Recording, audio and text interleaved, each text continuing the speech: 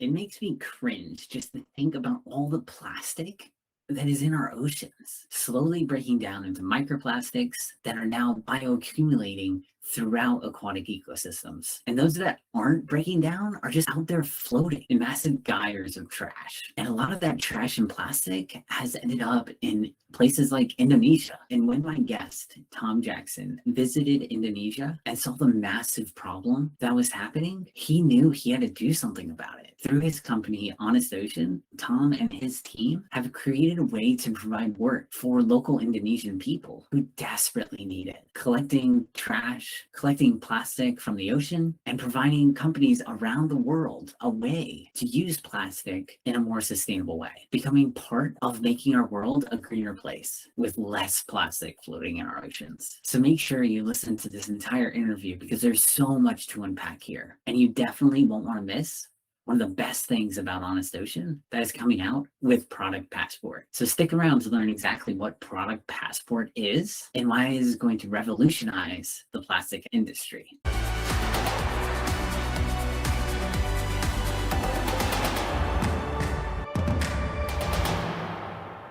Tom, do you mind telling us a little bit about Honest Ocean and what you guys do? Sure, Billy, and thanks very much for having me on. Yeah, so Honest Ocean, what we really do is we prevent plastic from reaching the ocean. We call it ocean plastic recycling, that's what we do. But yeah, as an overview, we work with coastal communities across Southeast Asia, mainly Indonesia at the moment, and micromanage how it got there, how we can change it, and in the short term, work with locals to collect that material, recycle it in our factory close by, and partner with big brands and companies to get that back into the recycling market and into new products on the shelf. That's great. And so you're helping these communities go and collect this plastic trash, and then the companies are purchasing the recycled plastic from your factories? Absolutely, yeah.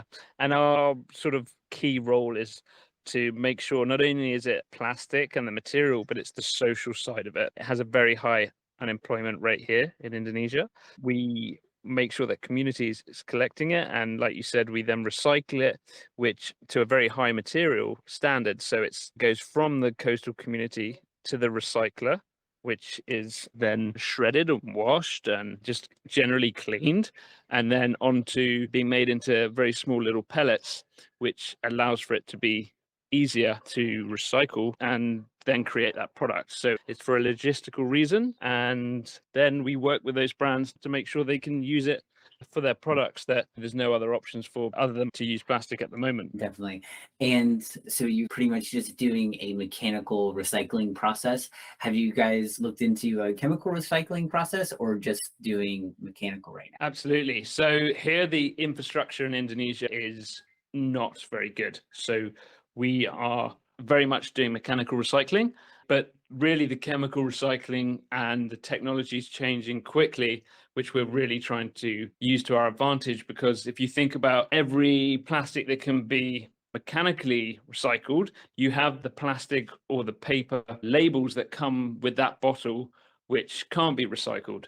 And here in Indonesia, you can see them being burnt in the road and they have no value to them at all.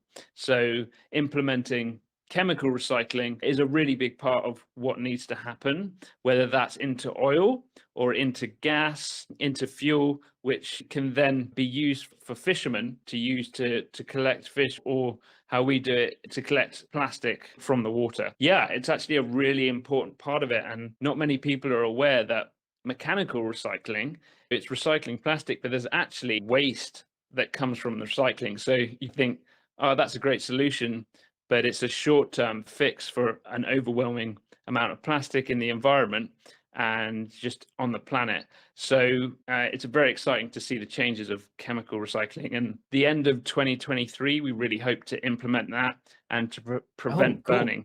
Nice. That's great. And mechanical recycling also has the issue that the plastic can only be recycled so many times. So like it starts to degrade its ability to actually be recycled after so long. Absolutely. And with the mechanical recycling, the experts in the industry say it can be a maximum of 7 times, but we're really early in the recycling and circular economy market that no one actually knows and there's really not much data based around how many bits of plastic have ever been recycled. They get weaker every time. And if you're collecting, let's say, from a beach or a coastal fishing village, there could be plastic that might have been recycled 3 or 4 times, maybe 5, and then you might have plastic in its first recycling journey. And if that's going in a bag together before it then goes to the recycling plant, it's a really hard thing to be able to work out. And if you've got weak plastic with strong plastic, yeah, again, it's not great to not be able to understand that, basically. And that's really why traceability and product passport is a really big thing for us, so that we can track and locate and see what happens to that material. Yeah, I definitely want to ask more about product passport later, but with the recycling of combining different strength or plastics that are more durable or of the different consistency, how do you deal with that inside of mechanical recycling? Because that causes issues too, right? Absolutely. Yeah. So you have the raw material plastic, which is called the feedstock. And the feedstock, if it's going in for different feedstock, you have different MFI, which is a melt flow index, which basically means you give the stats of the recycled material to be able to create consistency through that. And if you've got new plastic versus old, that can create issues with the document and the report for making it into a new product, which then can't be used or create a product if it has the influx in the specifications. And it's something no one talks about. It's a really big issue in terms of collectors for us.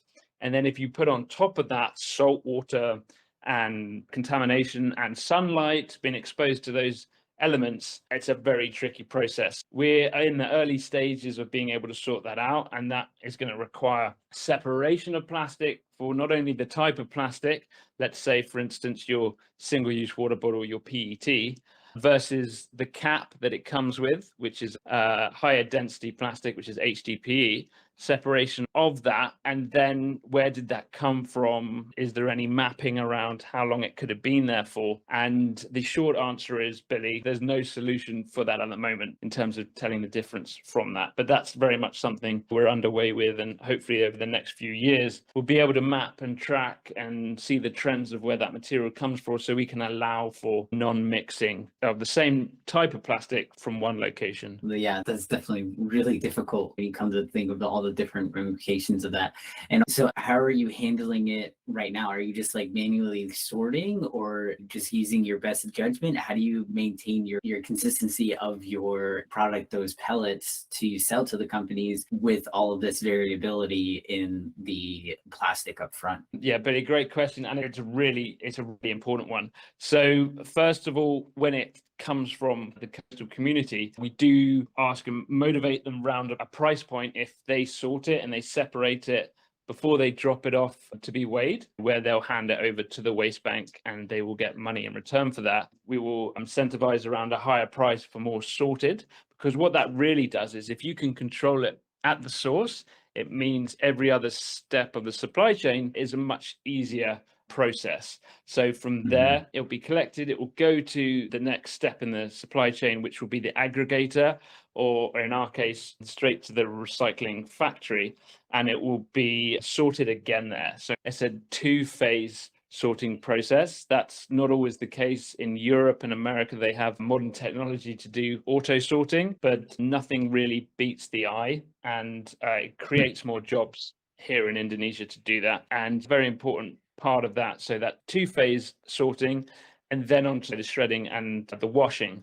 So through those 2 steps, if the resorting's done, you're getting higher value plastic, which can be created for a much wider range of products, versus if it's still dirty, we get these little black specks in the plastic, which then when you try and manufacture a product from that, let's say, for instance, injection molding, it will have these black spots, which the companies will reject, and all our hard work will be undone. And this isn't just us, this is a problem within the recycling industry. So yeah, to answer in short, it's very hard to get that right. And if the customer has then received it in their location and they can't use it, that's either returned to us or we need to find a solution for that. So we have the low value plastics, which are the dirty plastics, or there's a very low value for in the market, which we will try and use for long-lasting products, whether it's furniture, either bricks mixed with concrete, for instance, like your shopping bags, which potentially will have issues or food contamination in. And then the high plastics, which your food grade, single-use water bottles or things like that, which we try and supply to bigger brands to make the social and the recycling push. You really need to cover all aspects of that. None of the plastic you're collecting is going to landfill, and we don't believe in taking it from the ocean or the coast to just move it to landfill. We really don't see that as a solution. If we have the options for chemical recycling, mechanical, and then products, with those three things, you should be able to cover the majority of the waste in the circle loop of the economy. And that's really our goal. Yeah, definitely. That's great.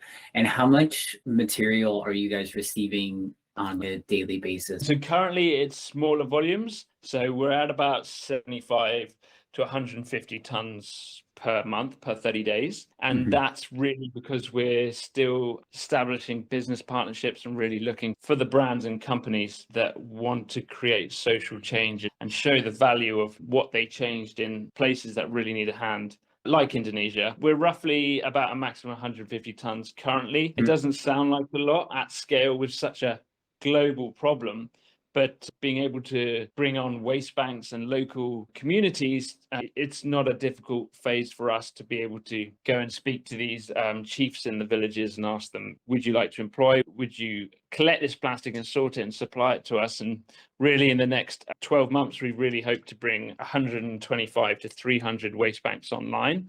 So then by that period, we're looking at about 1,000 tons a month, which is, much better than 150 with such a big global problem. Yeah, definitely. And what has the social change been like? What kind of social change have you been able to provide for the Indonesian people with the workers that you employ and those kind of things? Because that's a part of your work as well. Yeah, and it's a really important part of it. It's not just plastic, it's the people that are involved in it. And being able to, first of all, create consistent work is the first one.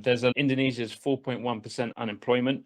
It's very high. First of all, having that consistency in jobs and being able to get those salaries to those guys for the hard work that they do. For instance, non-profits and other companies either do the rice or the cooking oil as a return or reward for bringing the plastic. But Billy, they're just like you and I. They want a salary at the end of the day. And they want to, and that's completely up to them how they spend that. And that's a very important thing of us being able to make cash in hand or via a bank transfer, very important.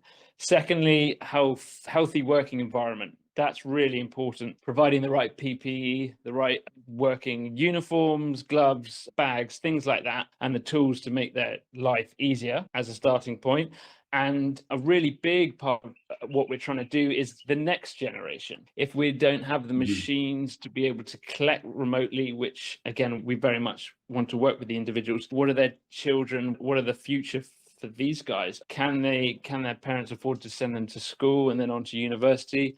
And being able to see their parents and the collection and the cleanup, it really creates the education around that we see at the moment with the older generations not respecting the waste so much, and with the younger generations being able to see that firsthand, wanting to work in that space and allowing us to work with the future of that is a massively important part of that. And when we talk about the product passport later, we can show what positively affected that community, whether it's the schools being built. There's a high percentage of Muslims here in Indonesia, so praying is a big part of having a safe space to do that, and empowering women through this work as well. Primarily, there are a lot of men in this space. I would say those are the three return positive impacts, but we really hope to be able to create that more. How can we create millions of jobs across the regions where these guys are creating their own businesses? We work with them on the collection. We don't come in and have an honest ocean collection scheme and bring our people in. It's really about these guys being able to have consistency of work and being able to plan ahead. And for Westerners, it's a really easy job that every day can be done and plan for the next year. These guys locally here in Indonesia are living week to week, if you're lucky, month to month. Yeah, it is a very important part. And yeah, great question. Yeah, definitely. That's great. And I love to ask you, what was your driving force that led you to say, hey, I've got to do this. I've got to create Honest Ocean. We got to fight this plastic problem and we got to do it in Indonesia. Why Honest Ocean and why Indonesia? What made those things important for you? Yeah, absolutely. So I've always worked on the water. I was a sailing instructor. I then went on to crew on large private boats. And through that, I got to do a number of Atlantic and Pacific crossings, 2-3 weeks between Europe and America, as well as remote islands in Tonga, Fiji, New Zealand. And when going from New Zealand to Fiji, it was about 1,000 miles from each. We saw a plastic berg, which is congealed amount of plastic, which everyone might have seen on the news, which is held together and brought together by the currents in that part of the ocean. And that was the sort of the first sign of, wow, this is a horrible situation which you couldn't have made up in your own head. And this was also 6 years ago, where not a lot of people were talking about it as much as we is now aware of. So that was number one. Number two, after that, I then went into another role after leaving boats into a e-commerce startup, which was supplements. And the packaging that we used, there was actually no sustainable option. And when we spoke to our supplier, and packaging was very much something I was doing, there was nothing that we could use. And you feel powerless as a brand trying to create value to consumers. You're stuck at almost the first hurdle. So I then spoke to our supplier and said, look, guys, I'm going to go and try and find either better material, if not plastic that can be used again and create value for consumers, like the brand that we were trying to build at that time. And they were very much interested. I then left my job a week later. I very quickly spoke to some friends who'd worked in Southeast Asia. I'd never been to Indonesia. I found out quite quickly it was the second worst affected region after China for plastic pollution.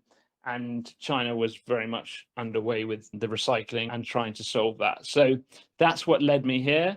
And moving to Bali in Indonesia it didn't have to take me long to think that wouldn't be such a bad idea. So yeah, 2 years ago, I flew here and I got off the plane and I spent the next 4 months in some pretty uncomfortable areas affected by plastic, trying to find recyclers. And I spoke to everyone here in Java, which is the main strip of Indonesia. And then after that, found a great partner who really looked after the staff, had great technology as far as Indonesia goes for recycling, and were open to recycling our plastic that we collect. And from there, we're now grown to a team of 6, and we're small, but we're mighty, and we're all brought together by the same social growth and impact that we can see every day here. Yeah, mission, exactly. Yeah, definitely. No, that's awesome. That's really great. And do you guys have a formal mission you want to mention? The mission, yeah, absolutely. And it's to empower communities by bringing them around one sole purpose, which is to stop plastic reaching the ocean. Yeah, I love that. So is that where the name Honest Ocean comes from, or does it have a different source where you came up with? Yeah, for me, it does. I think the team as general have a little story of why that resonates with their heart so much. But for me, it was seeing the growth of businesses or people trying to get on this sort of market trend, which creates a more expensive product, which we've all heard the word greenwashing. And I wanted to be able to create a company and a brand that was just honest and raw and did exactly what it said on the tin. And unfortunately, greenwashing in ocean prevention and ocean waste is a massive topic, which, yeah, there's a number of companies that do get away with that. So that's really why we try and create the traceability, to create everything around Honest Ocean that can create a safe hub that impacts plastic and people, and prove it. If a company can't prove, it's really worth asking where it actually came from And that's why it's so exciting to have the tech and the blockchain running through the core of our sort of values as a brand. Yeah, definitely. Well, and I think this is the perfect time to talk about your product passport. Can you talk more about how that creates that traceability and all of that? Absolutely. And it's a thing we've been working on with a company called Empower, which is third-party traceability platform. And them being a startup as well, we've really been able to work together and see the growth through them and us, and being able to customize around the issues that we face here and what we need to solve it. Annika, who is our CEO and the head of the operations, this is really her baby that she's created, and a fantastic job she's done. And very much what happens is a customer or a brand will come to us and say, hey guys, love what you're doing. We want to be involved. How does it work? And what we'll do is that order will then create a product passport. And that is an identity for that order of whether it's a big or small volume. It will then start tracing every single bit of the supply chain and every partner, group, collector that's with it. So the product passport's issued and it will be from source. So the collection of the plastic, where it came from, it will come with photos, a QR code, and that QR code is then bagged per truck or per bag, depending on the location. And from there, it's then the separation and the sorting. It's then scanned again there in terms of QR, which is all then comes to our database, and onto the processing of the time and the schedule, and again, pictures of when that's done. And then the loading of either the container, or if it's domestically taken to location of where that goes to, and the manufacturing of that product. So there's an online system which with our customers and their customers, usually end user, can see how that got there, and really the breakdown of how its life has gone back into the market. And Billy, what we're working on at the moment is being able to work with large companies to have a QR code on their product or their bottle, which anyone, any consumer, you and I can go into a supermarket or a shop and scan that before we've even bought it and see that impact. That yes, okay, it might be the other side of the world, but by buying 4 of these bottles, which in the local currency here might be able to buy rice or food or fish for one family for a month, which when you think about social purchasing, that is for us buying that from a shop, $1 or $2, something like that. It's not a big commitment, but the output of being able to see the impact from what you just put in your trolley or taken to the checkout is a world-changing thing at scale for consumers to go, that's really an amazing part of purchasing. And it should be that fun interaction and accountability for us to show to consumers, but consumers to feel good and to know that their voting rights through what you buy is such an important part of how they think. And if you picked up product from the shelf and you put it back down and you purchase something else, okay, you might have just been the only one in the shop to do that, but then 10 other shops of people doing the same thing. It then echoes all the way through. And these big companies who are creating these products, they will adapt. They're there for the consumer. So if a product's not doing well, and for instance, if a social product, which is a slightly more expensive one, but with a social output, which is huge, they will adapt to that and they will prioritize that. And before you know it, that one person in a shop, which 10 others might have been thinking the same, 100, 1,000 in that country or region, that massive ripple effect down the line, which we can do through traceability. And, you know, as a consumer, you do feel powerless sometimes when you're looking at the shelf and you see a plastic bottle inside a plastic wrap, which maybe is going to go in a plastic bag when you get to the checkout. So yeah, it's really hard to think, oh, this will change stuff. But if people are willing to pay a little bit more to see what happened with that, you are very quickly changing how brands and how suppliers buying from us and other ocean recovery and prevention companies, you've just echoed a whole circular economy with a social and a plastic impact, which we think is a no-brainer to live by. Yeah, definitely. Especially because as a consumer, it's more than just like you making the decision and other people making that decision too. It's like when you do make that decision and then you go to your workplace and your coworker asks, like, oh, what do you have there? That's an interesting bottle. And then you tell them, like, oh, look, and I even know where it came from. Like, I see this traceability. I just have to scan it with my phone. And then they're like, oh, that's really cool. And then they go out and buy that the next time. And you have a lot more of an impact than you even really know just by being able to make those choices. And when you do, you're making those decisions and making that ripple effect with your wallet. Your wallet's causing those companies, they're going to listen because if they're not selling their product, like that's a problem. They want to sell their product, they want to get it out there as much as possible. So if that's not happening, they're going to change. So we really do Right. have a lot of power, and I think that's really great that you're making this ability to have that traceability so that you can know, oh, wow, I'm having this social impact when I'm choosing this product. So I think that's really cool. Yeah, and you're exactly right, Billy. It's a way to show the positive impact we can all do. It's really exciting to be in this space and introduce the technology. We're a young company. We do have software guys in the team who are very aware about, and we need to track this and show that. And it's really important to be able to be accountable for things, because if we look back over the years, if we really think about accountability and carbon output and plastic output, there's really nothing to show what big companies were doing to help or to stop just making profits versus manufacturing the cheapest material. Being on this planet as we are in September 2022, it's great to see the evolution of change around material, consumer buying habits, and trying to create a sustainable planet instead of negative affecting the last 75 years of plastic. Yeah, definitely. And do you see this trend to be more sustainable and this awareness around plastic? Do you see it continuing? And also, what do you think needs to happen in order for us to make a shift to a point where we're not just creating an overabundance of plastic and all of it going into the oceans? Like, where do you think is going to be that shift between when we're dumping more plastic into the ocean than we could possibly take out currently, like with the work that you're doing through like this recycling? Do you ever think we're trying to reach a tipping point where we're actually able to take out more from the ocean and actually clean up our oceans?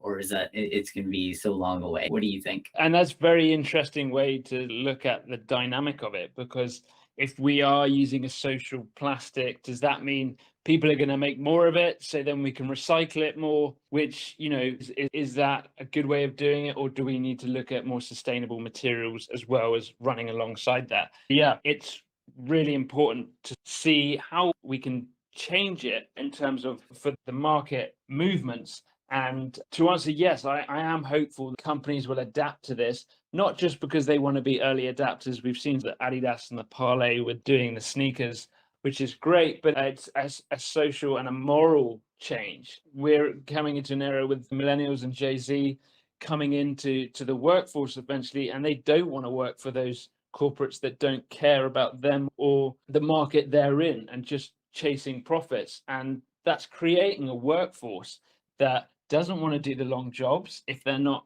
happy to do that. And we already see us leading into more sustainable living backed by technology through a market which really should create circular economy and, yes, recycle these products, but with brands who care about their employees, want to do the social push. And there's always vulnerabilities with the economical crisis. And if we are going into recessions, everyone tighten their business model a little bit. And we've already seen that companies pushing towards creation of new plastic because it's cheaper than recycled. But yes, Billy, long term, I think, and I'm really hopeful that the circular economy is more important than creating new plastic. And 9% of plastic is recycled right now. It's just not good enough. So a lower reduction of virgin new plastic created versus getting that plastic out of landfill, does it really need to go there? And as consumers, can we clean it better before we put it in the separation bins, which then will reduce that going to landfill, which again, people don't talk about so much, but that is a really good way to stimulate and the chances of it not going to landfill or the oceans and things like that. So yeah, I believe that even in this devastation of ocean plastic, we have the technology, we have the passionate people around the world to reverse it and reduce it and live a more conscious life as the new generations grow up. Yeah, no, definitely. I'm hopeful too. I think that we can definitely do something about it to make it to where we live more sustainable. We're getting that plastic out of the ocean because it's so harmful for our world health. It impacts everyone here on the planet. It impacts humans. It also impacts so much of animals in the oceans and just our whole way of life. It's not good to have that plastic in there. So we definitely need to work on ways to get it out and not be putting any more in. So I completely agree with that. And what are your goals for Honest Ocean in the next 6 months? The next 6 months would be we are very slowly getting to work with some of the biggest plastic producers globally. And for us, this really has to be at scale in order for it to work. Yeah, being able to work with these big plastic manufacturers, global leaders, and show them the other side of the coin, bringing them to the environment of our operation and really for them to understand the impact at scale of how we can redirect this plastic waste. So the next 6 months, that's a big one for us, as well as always increasing the traceability side of it. And the more data we can get and make publicly available is a really important part of the story in the next 6 months for us. But again, just scaling more communities, more employment here in Indonesia, and probably not 6 months, but the next 2 years, hope to look at Africa and the rest of Southeast Asia that is also devastated by the overflow of waste into coastal areas. Yeah, definitely. No, that's great. And what are you currently learning right now? Yeah, that is a good one. Every day is a school day. There's always something that we're learning or we're having to adapt, and being a startup, that's a great thing, being able to pivot on. But we're learning that in order to make a change, you really have to aim for the top. You really have to understand where this plastic's coming from. Why has it got to the ocean or this area? So at the moment, we're learning to work with big companies and big brand owners who are our risk of looking negatively and show them what we can do. So we're learning about creating solutions currently, and instead of hiding behind or not answering for material being there, it's learning about this is how we create the change. And it's a sort of slightly open answer there for you, but it's how we move and change through big companies to be able to show them and for them to learn that. That's what we're learning, how to present that, I should say, in a positive light, not a problem, which is what we see on the news and on documentaries. Yeah, definitely. No, I think that's a really important piece to see things from the positive side as well, because we get so inundated with all the negative information and it makes us just stand still. It makes us not take action. It just makes us depressed. And that's not the way. We need that balance of realizing, okay, things are bad, but we also need that side of things. Okay, and this is what we can do about it. This is what we're doing to fix the problem. And these are the solutions, the things that you can support and be around. It's a big motivation for me creating this podcast was really to show that for people, to let people know that yes, things are not the best. Things are bad out there and we do have these issues, but there are some really great people who are doing some really awesome work, like Tom here with Honest Ocean, and we need to get behind them and support them and let them know that yes, they're doing great work. And yes, climate issue and the plastic pollution problem and all these issues that we have, the social issues and all sorts of other things, they are issues, but we can address them, and we have people that are doing great work to address them. We just need to support them. So I think that's really great. Yeah. And what is one tip that you would give another person who's looking to either start their green business or has a green startup of their own looking to grow? What is one tip that you would give them? Oh, yes, good one. Find the unique selling point, the USP around the green space. Are you solving a problem? I'll give you an example, especially in the US with hemp farming and how that's reversing carbon and taking in carbon instead of giving it out. And so it's how can this impact either the customers you're selling to, or if you are the end user, how can I create an efficient business through doing this? Does it make sense financially, and does it work and solve either world problems or problems in your space? It might even be a small little part, which let's say is a part of a car, right? But that could control and read data based on the fumes of the exhaust or whatever that is. And then you give that to car companies to show the data on that. All these tiny little things, which can amount to really big results. And we need lots of people interested in the green space and that are passionate about it, because first of all, starting a business is not an easy task, and you need to have motivation other than hopefully you get paid for it at the end. And Right. Billy, I know you and I are very motivated to, scale your podcast and us to do our thing, but it's really to find the passion. And if you don't have it, but you love the green space, you don't have to have all the answers. If this interests you, or you can grow to be passionate about a problem you're solving, and being patient, sorry, this is more than one answer, but being patient and allowing yourself to create the foundations for that was the thing I really struggled with. I wanted to get to here and I wanted to collect all this waste and all this kind of thing, but set the foundations for your green business and your people and grow a network of people in your space which will help you. That's a really important part of business. If you want to do this on your own, guess what? It's not possible. I'm not very extroverted, so I do like to do things myself. So being able to open and learn that's a really important part of business. And I would encourage people to, even before you start, just go and ask people what they're doing, what's the problem. LinkedIn's a great tool for that, and all that kind of thing. I think before you even start, and if you're worried about the risk factor of your green business, just speak to people in companies and ask them, what's wrong? How can I help? Can I do something? Can I create something for you to make your life easier? That's what I would suggest. Yeah, definitely. Follow your passion and realize that it's a team sport, definitely. And how can someone support you or support this fight against the plastic pollution? Oh, I'm glad you asked. So we have a third-party company also based here in Indonesia, in Bali, who are fantastic. They're called Handprint. And what they do is they are allowed to help us with donations. So if it's one person who really wants to give something, or even as a gifting for someone's birthday, which we would really encourage, then we would then use that on the website to go through them, and it shows the impact. And for instance, we're raising donations at the moment to clean up the mangroves here, which are the last line of defense before the ocean takes it, and it's a very hard thing to clean up. So yeah, I'd love to supply the link for that, but a small, even a $5-10 donation. Yeah, okay, great. It would be a fantastic way. 100 people doing that.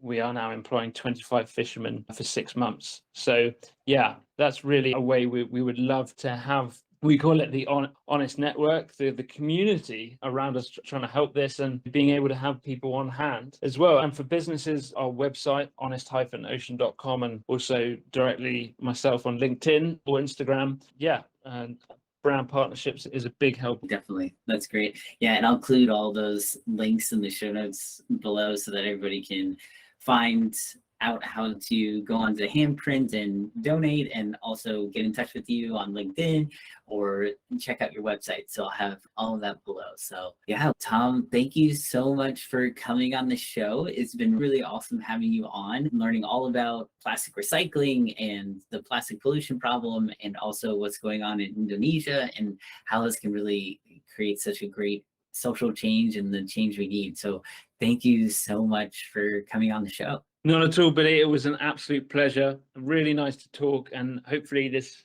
creates some value for people listening. And I'm super excited to see your platform grow, and it'd be nice to chat to you in a year or two's time to see what's changed. But yeah, thank you, Billy. I really enjoyed it. Oh, definitely. Yeah, definitely have you back on the show. Thank you. And if you enjoyed learning all about Honest Ocean and how they are collecting ocean plastic, recycling it, and providing jobs for Indonesians, then I invite you to check out this interview with Joago, which creates luxury watches completely out of ocean waste, every single piece. But watches are just the beginning for them. They have a new product coming out that is made completely out of recycled materials. And for all you ocean lovers out there, you're definitely going to want to check it out. So see what Joago is all about and see how even more companies are cleaning up our oceans.